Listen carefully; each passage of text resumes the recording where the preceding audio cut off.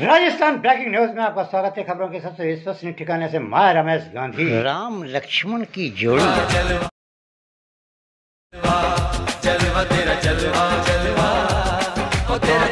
Business.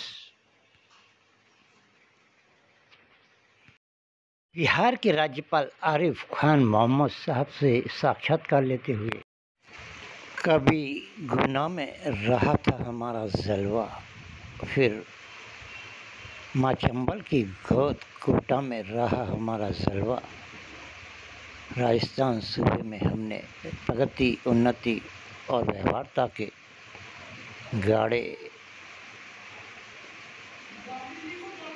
तिरंगे देखेगा, जवानी से लेके बुढ़ापे तक के, और हमारे युवराज को खोने तक की तस्वीरें आज हमारे गुना के हजारों शुभचिंतकों के कहने पर ब्रेकिंग न्यूज़ में डालकर उनको बता रहे हैं। देखिएगा, आज तक की क्रांतिकारी एंकर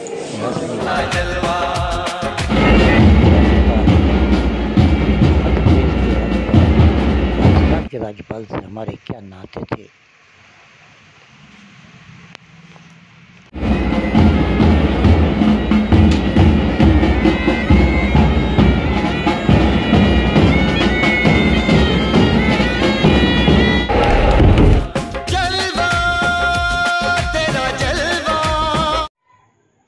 राजस्थान ब्रेकिंग न्यूज़ में आपका स्वागत है। खबरों के सबसे विश्वसनीय ठिकाने से मैं रमेश गांधी चर्चा कर रहे हैं सूबे की ताज़ा राजनीतियों की। सूबे के मुख्यमंत्री भजन लाल जब से दिल्ली से लौटे हैं,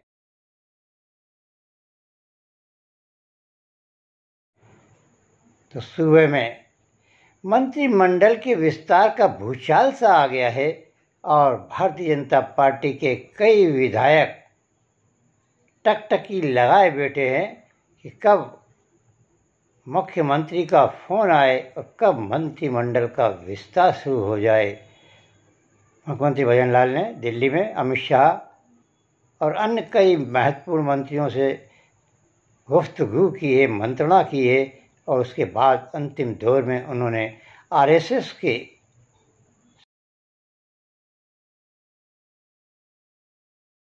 सबसे बड़े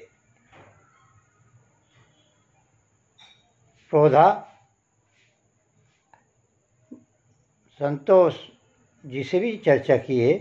कुल मिलाकर अब वह लौट आए हैं अपने सूबे जयपुर में, और आने के बाद वह 3 दिवसीय दौरे पर सीकर जिले में रहे, जहां उन्होंने कई पेयजल योजनाओं का शिलान्यास किया और कई कार्यक्रमों में शिरकत की। भागीरथी को लाने वाले प्रौधा मुख्यमंत्री भजन लाल का अभूतपूर्व स्वागत भी हुआ, तो कहीं इक्के दुक्के सिरफिरे लोगों ने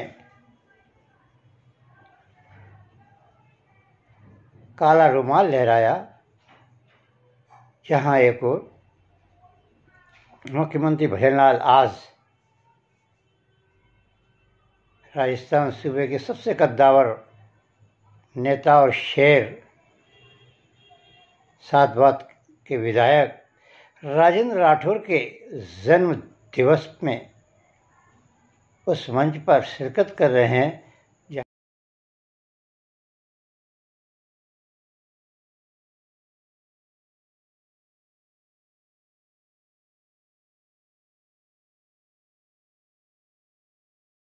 जन्मदिन के इस शुभ अवसर पर जहां राजस्थान के हजारों लोग आज आकर के तो इनको बहुत बधाई दे रहे हैं, वहां हम और मैं, मेरा पूरा परिवार और स्वर्गीय भजन लाल जी जो हरियाणा प्रदेश के मुख्यमंत्री रहे, उनके बेटे कुलदीप बिश्नोई की तरफ से मुबारकबाद देने के लिए हम आपके बीच में आए हैं। मैं बहुत आभारी हूं राजस्थान की जनता का, जो हजारों की संख्या में आकर के हमारे नेता को बहुत बधाई देने आए हैं। धन्यवाद। जोरदार तालियों के साथ अभिनंदन करिए इस मिट्टी के लाल हमारे मुख्यमंत्री भजन लाल शर्मा जी हमारे बीच में इस संकल्प दिवस में आए। जोरदार तालियों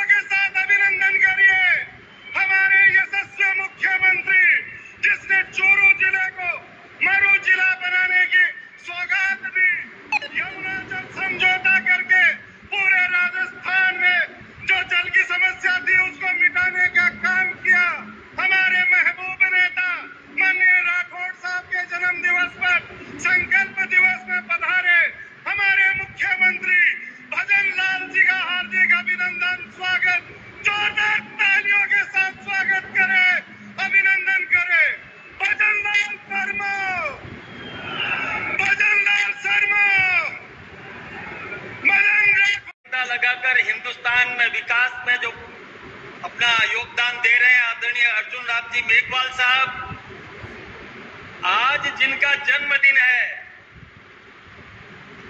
राजनीति के प्रकांड पंडित और विधायिका के जानकार, लगातार जिन्होंने 7 बार राजस्थान विधानसभा में इस क्षेत्र से प्रतिनिधित्व किया, आदरणीय राजेंद्र जी राठौड़ साहब,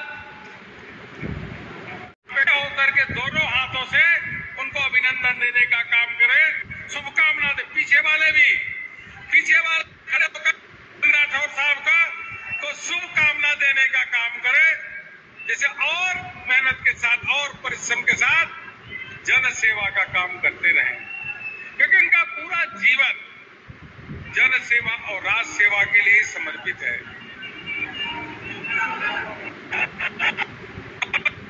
जहां राजेंद्र राठौड़ की जबरदस्त सिंह गर्जनाएं चल रही है, जन्मदिन पर उन्होंने जबरदस्त शक्ति परीक्षण कर कांग्रेस के सुप्रीमो पवन सिंह डोटासरा सहित सारे नेताओं को अपना वजूद बताया है और मुख्यमंत्री स्वयं मंच पर विराजमान होकर उनके जन्मदिन पर और उनके कार्यों की तारीफ की पुल बांध रहे हैं। लेकिन जन्मदिन पर उन्हें सबसे पहले सीकर के लक्ष्मणगढ़ के विधायक और कांग्रेस के सुप्रीमो पवन सिंह डोटासरा ने बधाई दी है। वहीं दूसरी ओर उनको बधाई देने का तांता लगा हुआ है और आज हजारों लोगों की उपस्थिति, पास के सूबे के हरियाणा के मुख्यमंत्री की उपस्थिति और कई महत्वपूर्ण नेताओं की उपस्थिति ये दर्शा रही है कि राजेंद्र राठौड़ का अब कद बढ़ने वाला है और सियासत में वह उपक्रमों में अपनी भागीदारी निभाने वाले हैं। राजस्थान ब्रेकिंग न्यूज़ तो पहले से ही कहता आ रहा है कि राजेंद्र राठौड़ को या तो हाउसिंग बोर्ड का चेयरमैन बनाया जाएगा या फिर वित्तीय समिति के आयोग का चेयरमैन भी बनाया जा सकता है। सतीश पूनिया भी बहुत वजनदार नेता हैं, उनको भी पार्टी बहुत बड़ा उपक्रम में पद देकर उपकृत कर सकती है। चर्चा कर रहे हैं कांग्रेस की। कांग्रेस में इस समय सचिन पायलट जबरदस्त हीरो बन गए हैं और वह अखिल भारतीय कांग्रेस के अहमदाबाद में हुए सम्मेलन के बाद बहुत पावरफुल नज़र आ रहे हैं। जहां दूसरी ओर पूर्व मुख्यमंत्री अशोक गहलोत अब अपना अस्तित्व समाप्त होते हुए देख रहे हैं और उनका कद काठी जितनी लंबाई उनकी पहले सोनिया गांधी, राहुल गांधी, प्रियंका गांधी और मल्लिकार्जुन खड़गे के सामने हुआ करती थी, वह इतने ही बोने हो गए हैं और उन्हें पार्टी ने साइड लाइन कर दिया है। कुल मिलाकर अशोक गहलोत अब बहुत ही उदास मन से अपनी पार्टी में दुर्गति को निहार रहे हैं, देख रहे हैं और विचार और मंथन कर रहे हैं कि आखिर अब किया जाए तो किया जाए कैसे। बुढ़ापे का अंतिम दौर है। पुत्र मोह में उन्होंने राष्ट्रीय अध्यक्ष के पद को ठुकराया था। आज उनकी इतनी दुर्गति हो रही कि उनका बेटा वैभव गहलोत का बेटा जो अभी अभी इस धरातल पर, इस पृथ्वी पर आया है, शायद उसके कानों में भी अपने दादाजी के पतन होने की आवाज़ें गूंजेगी। कुल मिलाकर अशोक गहलोत अब राजस्थान की राजनीति से हाशिए पर कर दिए गए हैं। चर्चा कर रहे हैं कोटा शहर में 2020 कुश्ती दंगल हो रहा है, जिसमें देश भर के पहलवान आए हुए हैं, कम से कम 1000 से अधिक पहलवानों ने इस कार्यक्रम में शिरकत की है। कल भी बहुत अच्छा दंगल हुआ था, जिसका आगाज़ स्पीकर ओम बिरला, सहकारिता मंत्री गौतम धग, गृह मंत्री जवाहर सिंह बेड़म ने किया था। आज दंगल ज़बरदस्त तरीके का रहा और कोटा शहर की भीड़ भी ज़बरदस्त उमड़ी। कार्यक्रम के आयोजक और राजस्थान सूबे के कुश्ती संघ के अध्यक्ष राजीव दत्ता जी ने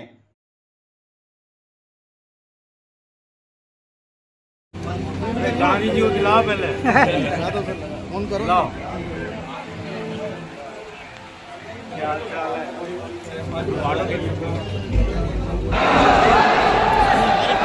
अरे सैन साहब रुक जाओ।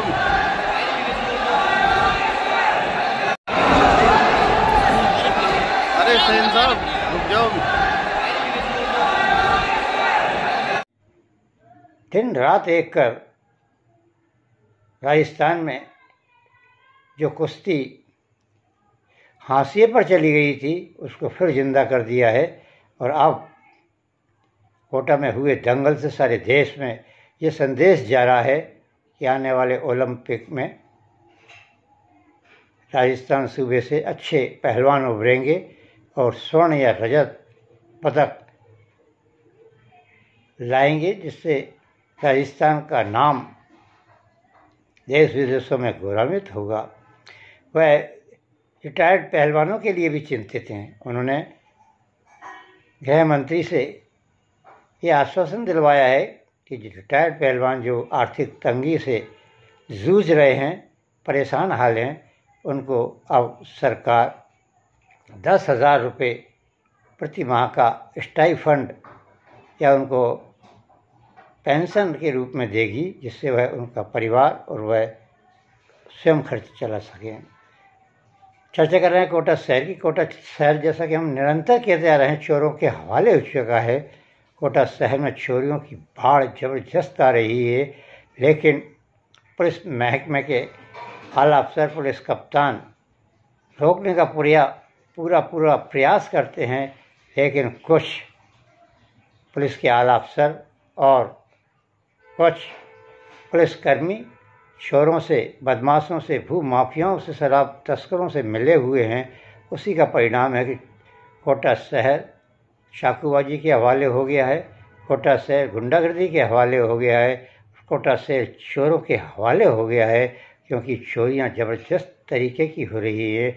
आम नागरिक का जीना दुर्लभ हो गया है। कल गृह राज्य मंत्री बेड़म भी आए थे, उन्होंने भी इन चोरियों की और गुंडागर्दी की शिकायत का सामना किया था अखबार नवीसों के सामने और आश्वासन दिया था कि इस पर काबू पाया जाएगा।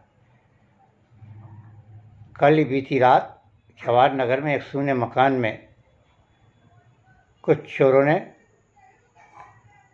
अपनी चोरी के जौहर दिखाए और उसके मकान का ताला तोड़कर सोने चांदी के जेवरात और 10,000 नगद रुपये उड़ाकर ले गए हैं।